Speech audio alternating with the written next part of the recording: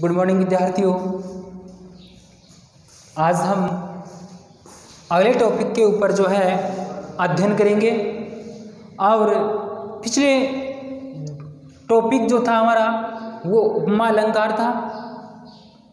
तो हम कक्षा 12 हिंदी विषय में अलंकार का हम अध्ययन कर रहे थे। तो देखिए विद्यार्थियों, तो देखिए आज का जो हमारा प्रकरण है वो ये प्रकरण है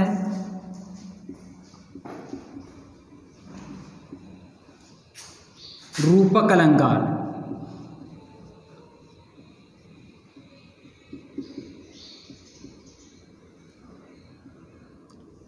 रूपक अलंकार। तो विद्यार्थियों, जैसे हमने उपमा अलंकार पढ़ा था, उपमा अलंकार में हमने उपमेय और उपमान पढ़ा था। और दोनों में जो है यहाँ पर उपमेय और उपमान में तुलना व्यक्त की गई थी, तुलना व्यक्त की गई थी। अर्थात कहने का मतलब यह है कि उपमेय और उपमान अर्थात श्रेष्ठ गुण वाली वस्तु और उपमेय जो सामान्य गुण वाली वस्तु है, इन दोनों और गुण कब, जब गुण दोनों में सदृश्य हो अर्थात समानता का एक गुण विद्यमान हो, तो दोनों में तुलना की गई थी। अब यहाँ पर क्या होता है विद्यार्थियों, ये होता है रूपक। तो देखिए मैं शुरू से बता रहा था कि नाम में ही सबसे बड़ी शक्ति होती है, अर्थात नाम से ही उसकी यदि विश्लेषण किया जाए, व्याख्या की जाए, तो नाम में ही उसका सब कुछ अर्थ जो है छुपा हुआ रहता है। देखो रूपक यानी रूप मानना, रूपक यानी रूप। ये मैं किताबी लैंग्वेज से हट करके हमारी सामान्य भाषा में बताने जा रहा हूँ कि रूप मान लेना अर्थात हमने देखो समझने के लिए हमने किसी का रूप मान लिया, किसी को किसी का रूप मान लिया। ये हमारे समझने के लिए बता रहा हूँ। कैसे, जैसे हमारे सामान्य तौर से मैं बताना चाहूँगा कि हम साकार अर्थात हम आकार को मानते हैं हिंदू धर्म वाले। तो एक पत्थर की मूर्ति बना करके, एक पत्थर की मूर्ति को एक आकृति दे करके हम कहते हैं ये गणेश जी है, हम कहते हैं ये शिव जी है, हम कहते हैं ये वीर बजरंगबली है। किस गुणों के आधार पर क्या मान लेते हैं, उस रूप को, उस आकृति को क्या मान लेते हैं कि भगवान है। तो उस रूप को क्या माना हमने, भगवान। अर्थात उपमेय को उपमान है समझ लिया। यहाँ पर यही होता है। तो विद्यार्थियों कहने का मतलब ये है किसी श्रेष्ठ गुण वाली वस्तु के गुण को ही उपमेय वाली वस्तु को रूप मान लेना, वो क्या कहलाता है, रूपक अलंकार। जैसे विद्यार्थियों अभी मैंने एक छोटा सा उदाहरण बताया मूर्ति के रूप में कि हम एक पत्थर की मूर्ति बना लेते हैं और हम उसको क्या मान लेते हैं, भगवान का रूप मान लेते हैं। क्या मान लेते हैं, भगवान का रूप मान लेते हैं। ठीक इसी प्रकार तो देखिए हम इसकी परिभाषा में हम पढ़ेंगे कि जहां पर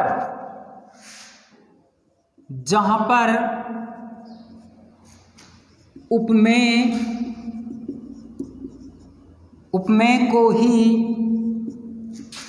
उपमान का रूप मान लिया जाता है, जहां उपमेय को उपमान का रूप मान लिया जाता है वहां रूपक अलंकार होता है। देखिए हम इसका विश्लेषण करेंगे अभी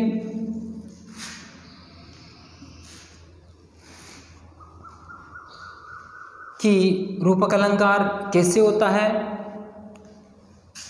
तो देखिए विद्यार्थियों उदाहरण देखते हैं हम।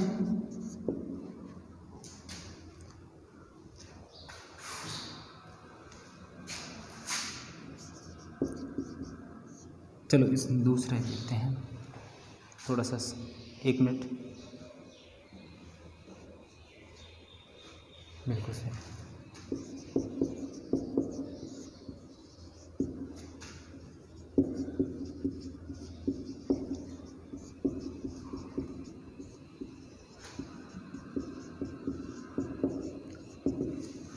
तो विद्यार्थियों देखिए, ये एक हमारे सामने एक एग्जाम्पल है। पायो जी मैंने राम रतन धन पायो। पायो जी मैंने राम रतन धन पायो। तो विद्यार्थियों 1 मिनट आप इसके अंदर खोजिए कि कौन सा उपमान है, कौन सा उपमेय है। 1 मिनट का समय आपके पास।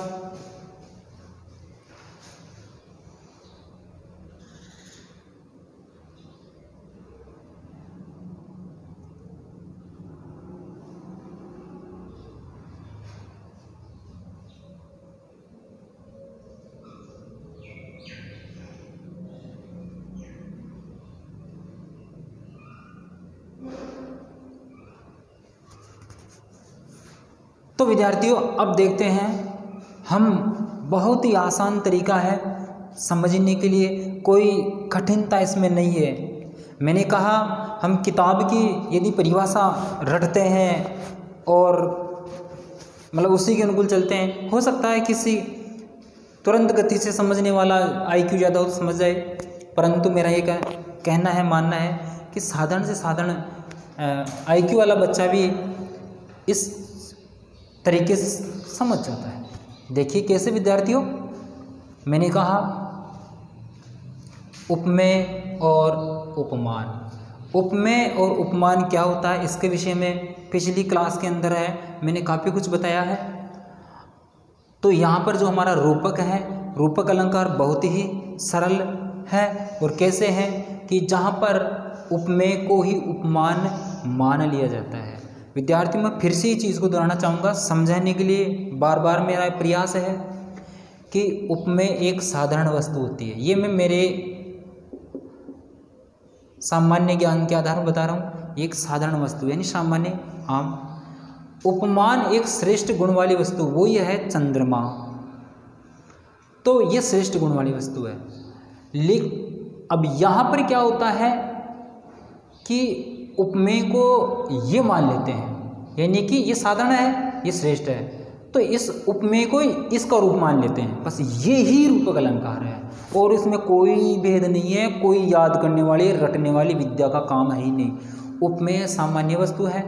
मैंने अभी उदाहरण बताया था कि हम एक पत्थर की मूर्ति बना लेते हैं। सामान्य पत्थर सामान्य से होता है, लेकिन हम उसको एक आकृति दे करके, एक भगवान एक श्रेष्ठ गुण होता है, भगवान एक श्रेष्ठ गुण है, सृष्टि के पालक है, उसका रूप मान लेते हैं कि ये क्या है, भगवान है। ये क्या है कि भगवान है। तो एक श्रेष्ठ गुण वाली वो उपमान है, ये उपमेय है। तो श्रेष्ठ गुण वाली वस्तु को अर्थात उपमान को, ये उपमेय है, वो उपमान है, तो इस उपमेय को उपमान मान लेते हैं, अर्थात सामान्य वस्तु को श्रेष्ठ वाली गुण वस्तु मान लेते हैं, यही रूप मान लेते हैं। यही क्या है, रूपक अलंकार है विद्यार्थियों। यही क्या है, रूपक अलंकार है। तो इसी प्रकार देखिए इस उदाहरण में यही है कि पायो जी मैंने राम रतन धन पायो। विद्यार्थियों देखो ये धन है।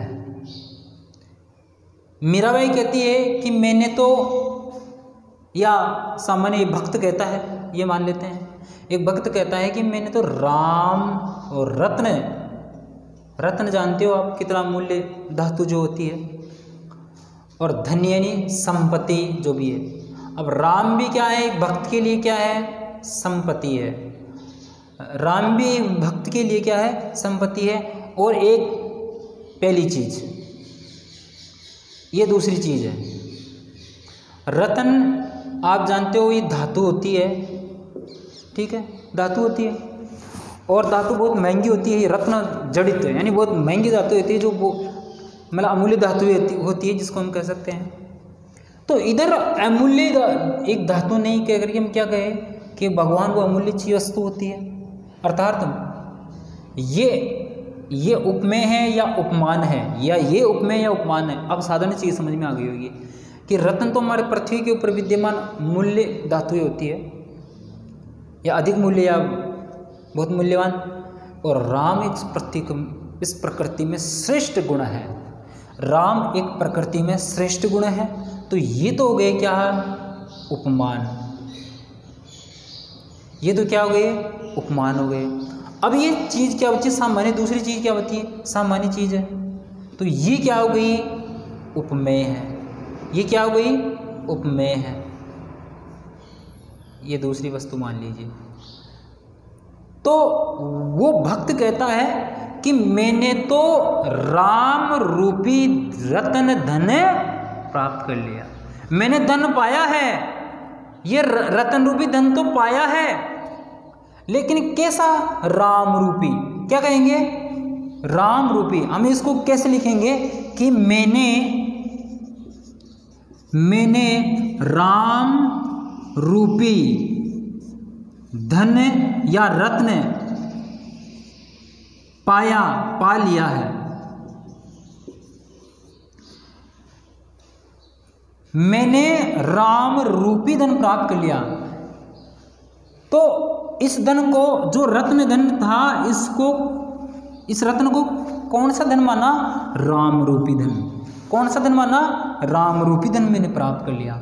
ये रूप मान लिया, रूप मान लिया, यानी कि उपमेय को उपमान समझ लिया, मान लिया। तो यहां पर हो गया रूपक। यदि यहां पर ये कह देता राम जैसा रत्न प्राप्त कर लिया, तो वहां पर क्या हो जाता, उपमा अलंकार हो जाता। क्या हो जाता विद्यार्थियों, उपमा अलंकार हो जाता। तो विद्यार्थियों, उपमेय को उपमान मान लिया जाता है, वहां पर रूपक अलंकार होता है। तो देखिए विद्यार्थियों, एक उदाहरण हम और देखते हैं। बहुत ही सरल भाषा में इन चीज़ों को हम पढ़ते हैं।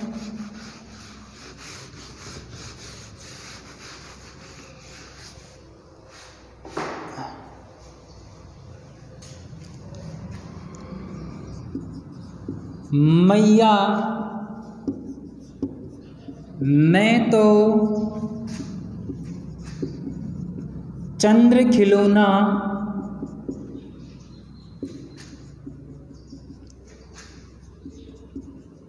लई हूं। मैया मैं तो चंद्र खिलौना लई हूं। इसका मतलब यह है कि भगवान कृष्ण ने माँ यशोदा से कहते हैं बालहट में कहते हैं कि माँ, वो चंद्रमा को देख करके भगवान कृष्ण कहते कि माँ मैं तो खिलौना लूँगा तो चांद रूपी खिलौना ही लूँगा। अर्थात वो चांद, भगवान कृष्ण छोटे छोटे खिलौने से खेल रहे थे, तो माने नहीं, उनकी दृष्टि चांद के ऊपर जाती है, तो वो चांद को भी खिलौना ही समझ लेते हैं। चांद को भी क्या समझ लेते हैं, खिलौना ही। और वो कहते हैं कि मैं तो वो चांद वाला खिलौना लूँगा। तो कहती मैया कि हे मैया मैं तो चंद्र खिलौना, अर्थात ये दो चीज है, चंद्र यानी चांद और खिलौना यानी सामान्य खिलौना होता है। तो चांद रूपी खिलौना लेऊंगा कि माँ मैं तो, हे मैया मैं तो चंद्र रूपी खिलौना लेऊंगा। तो फिर देखिए विद्यार्थियों, ये क्या है यहाँ पर, ये चंद्र वो श्रेष्ठ वस्तु है, श्रेष्ठ अर्थात महानतम गुणों वाली वस्तु है। तो ये तो क्या हो गया, उपमान। क्या हो गया, और ये क्या हुआ, साधारण खिलौने जो हम खेलते हैं, तो ये क्या हो गए, सामान्य गुणधर्म वाली उपमेय। ये उपमेय है और ये उपमान है। परिभाषा क्या कहती है, जहां पर उपमेय, ये उपमेय को ही क्या मान ले, उपमान मान ले। उपमेय को क्या मान ले, उपमान मान ले। वहाँ रूपक अलंकार होता है। विद्यार्थियों मेरे हिसाब से समझ में आ गया होगा अब तक। कहना मैं ये चाह रहा हूँ कि उपमेय को ही उपमान मान ले। मैं प्रारंभिक अवस्था से अब तक जोर देते आ रहा हूँ कि उपमेय को ही उपमान जहाँ मान लिया जाता है वहाँ रूपक अलंकार होता है। कैसे कि मैया मैं तो चांद रूपी, वो ये कह रहा है कि मैं तो चांद रूपी खिलौना, रूप मान लिया है। तो रूप जहाँ मान लेते हैं वहाँ पर रूपक अलंकार होता है। और यदि इनमें कुछ मान लीजिए सदृश्यता के कारण ये भी कह सकते हैं कि तुलना कर देता, पता नहीं ऊपर रूपक अलंकार या कुछ अन्य अलंकार हो सकता था यदि इसमें कुछ फेर हो जाता। लेकिन सीधा सा है कि वो तो चांद रूपी खिलौना लेना चाह रहा है। तो उपमेय को क्या मान लिया, उपमान यानी खिलौना है। मान लीजिए ये खिलौना है, सामान्य खिलौना है, लेकिन कृष्ण हट कर रहे हैं कि मैं तो चांद रूपी खिलौना लूँ। कौन सा? चांद रूपी। अब खिलौना का रूप कौन सा मान लिया? चांद। कि खिलौना क्या हो गया? अब ये चांद रूपी खिलौना हो गया। तो इसको ये मान है, इस मान को ये समझ लेना, उपमेय को मान समझ लेना, ये मान लीजिए। तो यहाँ पर क्या होता है? रूपक अलंकार होता है विद्यार्थी। और देख लेते हैं हम एक उदाहरण।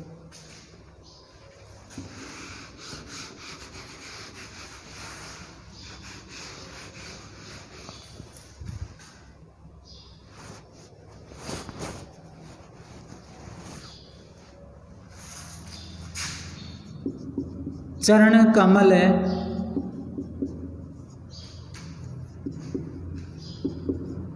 बंदो हर्षाई। विद्यार्थियों बहुत ही साधारण और समझने लायक बहुत अच्छी चीज़ है। कैसे है? देखिए, चरण कमल बंदो हर्षाई। हम दो चीज़ है, एक श्रेष्ठ है, एक सामान्य गुणधर्म वाली है। देखिए विद्यार्थियों, चरण जानते हो, पदाब्जम, जिसको हम संस्कृत में कह सकते हैं पदाब्जम, अर्थात चरण कमल। चरण यानी पैर, राइट? पैर है। कमल एक पुष्प होता है श्रेष्ठ, जिसको मानते हैं श्रेष्ठ पुष्प होता है। अब बंदो हर्षाई यानी कि चरणों को श्रेष्ठ यहाँ पर मान रहे हैं। चरण है जो सामान्य व्यक्ति के जैसे पैर होते हैं, चरण होते हैं जिनको हम छूते हैं। हमारे हिंदू धर्म शास्त्र में सबसे श्रेष्ठ मनुष्य की जहाँ से ज्ञानार्जन प्राप्त किया जा सकता है, वो पूरे शरीर में जो विद्यमान है वो चीज़ जिसे पवित्र भी सर्वश्रेष्ठ माना गया है, और वो है चरण। तभी तो हम सबसे पहले जाकर के चरणों को स्पर्श करते हैं। क्यों? क्योंकि वहीं पर क्या होता है? ज्ञानार्जन होता है, ज्ञान वहीं पे विद्यमान होता है। तो विद्यार्थियों, उन चरणों को संज्ञा दी गई है कि वो चरण कैसे हैं। वो चरण किस रूप में है? कमल रूपी चरण। चरण कैसे हैं? कमल रूपी चरण। वो चरण कैसे हैं? कमल रूपी चरण।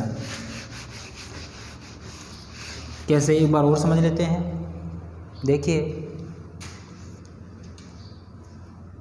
चरण एक सामान्य है, कमल एक श्रेष्ठ है,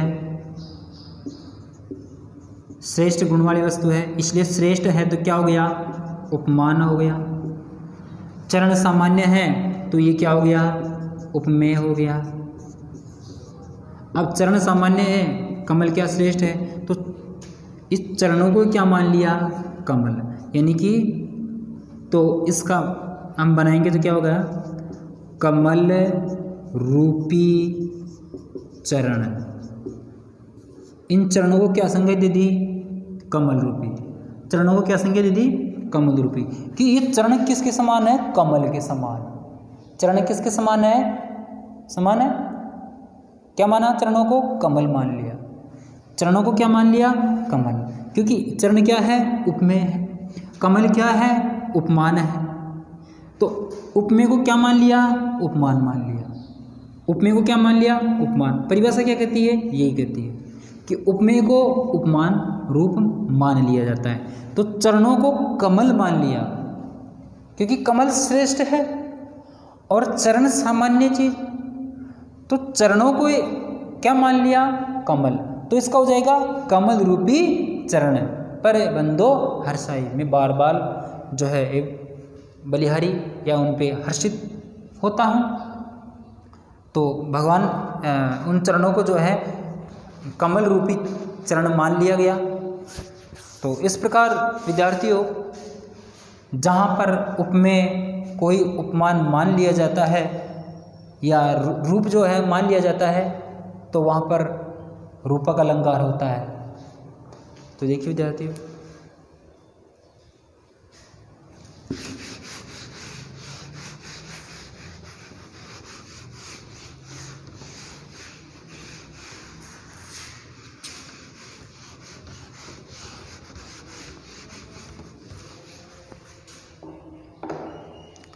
अगला है उत्प्रेक्षा।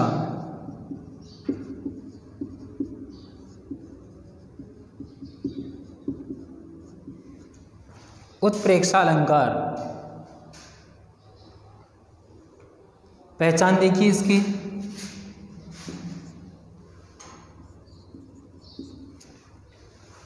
जहां पर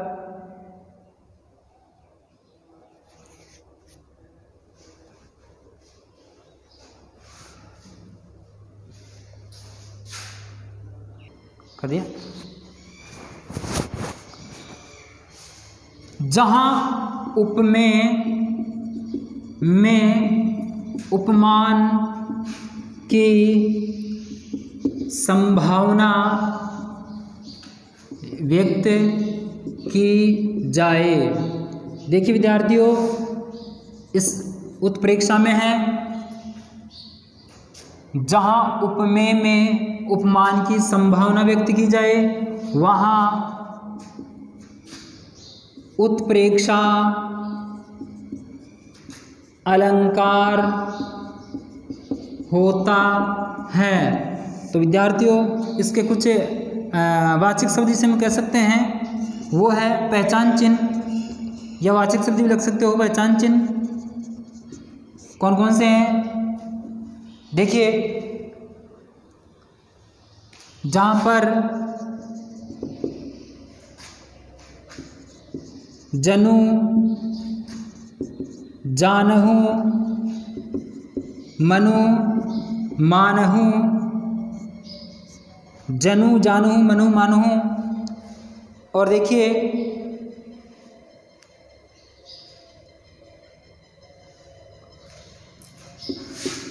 जानो मानो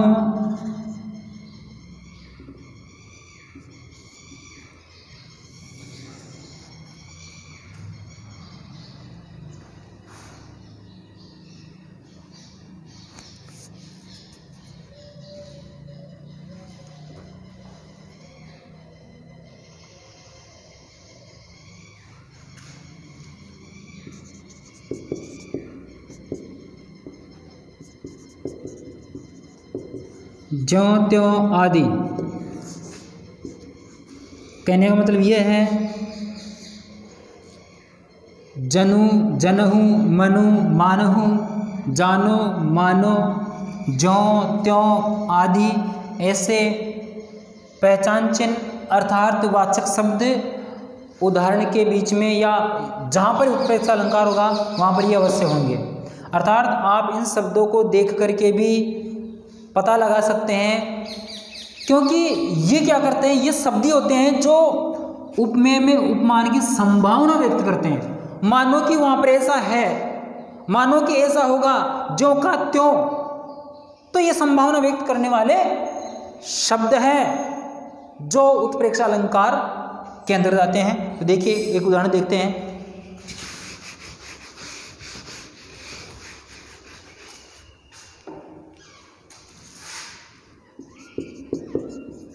सोहत ओढ़े पीत पट,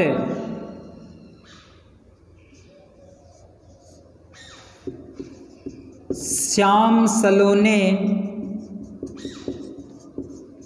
गात। सोहत ओढ़े पीत पट, श्याम सलोने गात। मनहु नीलमणि, मनहु नीलमणि सेल पर, मनहु नीलमणि सेल पर आतप पर्यो प्रभात। सेल पर आतप पर्यो प्रभात। देखिए विद्यार्थियों, बिल्कुल इसी एक ही उदाहरण के अंदर जो है ये उत्प्रेक्षा अलंकार समझ में आ जाएगा। पहली चीज़ तो मैंने वाचक शब्द बताया जो मनहु, जनहु, जानो, मानो, जो, त्यों आदि ये शब्द क्या करते हैं, संभावना व्यक्त करते हैं उपमेय में उपमान की, यानी श्रेष्ठ वस्तु की संभावना किस में कर देते हैं, उपमेय में करते हैं। उपमेय में मान वस्तु की संभावना देख लेते हैं, बाकी मानो इसमें ऐसा है। कैसे हैं, सोहद ओढ़े, सोते हुए, ओढ़े रखे हैं, पीत पट पीले वस्त्र।